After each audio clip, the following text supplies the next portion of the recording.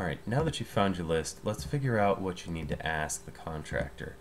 So let's go and ask them the first round of questions. Round one questions. These are the must-haves. These are the ones that they really need to answer for you. Alright? Are they licensed to operate in your state, wherever you are? Are they licensed? It's a simple question, and their answer is probably going to be yes, yes, yes. They're tired of answering that one. But they need to answer yes, and they need to answer yes soundly, okay? So ask them also if they have insurance coverage and liability and workers' compensation, not just liability or workers' compensation. If they say, if you just ask them, hey, do you have insurance coverage for this project? And they say yes, ask them what type. Ask them for how much. So those are some of the details that they might not know off the bat, but they can definitely go and find out. Most of them know because they have to pay the premiums to keep that insurance coverage, and they're well aware of what they have to pay for that. So that's all related to what their coverage is. So if they have $1 million coverage, they have a certain amount that they pay for that. So they probably know, and if they don't know offhand, maybe it's a good time to remind them. So workers' compensation is also another insurance coverage that they should have. So even if they're operating alone, they still might bring a couple of hired hands just on to, say, carry in a door or some, some fixtures or something else. They might have a couple extra guys, and if that guy, stubs his toe or, pulls his back, you want to make sure that they have the insurance coverage for all of that, for all the work they're going on site. Next is workmanship warranties. So if they leave the project and they consider it done or mostly done or substantially complete, and they walk away from the project and they believe that they have, under the contract that you have with them, completed the work, and something breaks, even if they've done a fantastic job, but something happens, a light fixture, the ballast goes out, anything like that, you can say, look, what's your warranty for this? Typically it's a year. You can hold a contractor down for a year to come back onto your site, fix anything that might be wrong, and within that year they will come back and help you. They might offer additional workmanship warranties, and that might be for something else such as HVAC.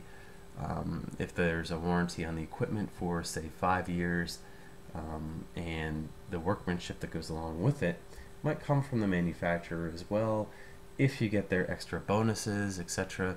But you might want to ask them about their warranties for that, and if they can help out with things going forward in the future. You can also ask at this point, if they've had anyone call them back or they've had any issues. They might be truthful about it, or they might be kind of vague about it.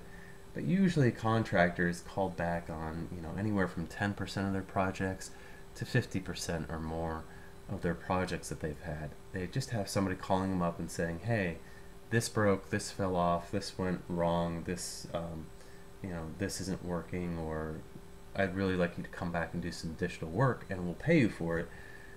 The idea is that you're making changes to a previous project, and that all relates into the warranties that go along with it. It also provides you with an idea of any legal battle that you might have with them, deals with the warranties as well. Years of operation. This isn't necessarily a must-have, but it's really good to know how long they've been in operation and what they have been doing during those years of operation. If they started out with just a guy in a truck in year one, and now 15 years later they have 3,000 employees and they have this and that, that's good to know. How long have they been at that level? Have they worked up slowly? Is this something where they got some funding, or they got a major project and they've really grown? Or the opposite, maybe they used to be a really big company with hundreds of employees and now they're down below 100, maybe they're about 50 or so. What's their reputation and what happened during these times? Maybe they had a group that just split off from them, or somebody moved, or an owner sold the company. You never know what those years of operation might be in a business, so go ahead and ask. It's one of those things where it really lets you know how solid the company is, especially going forward and doing your project. If they're going to be working on your project for the next year, maybe that's something where there could be a lot of shifting and changes over that given year. You might have a new project manager, and you want to be aware that, hey, that's something that could happen with this particular company. You don't want it to, you would like the consistency, but it's one of those things that just might happen. If your project is shorter, tell them that you're really anticipating that you're going to have the same team on the project for the whole project, and they will say, absolutely, we can do that. Typically, they'll say that. All right.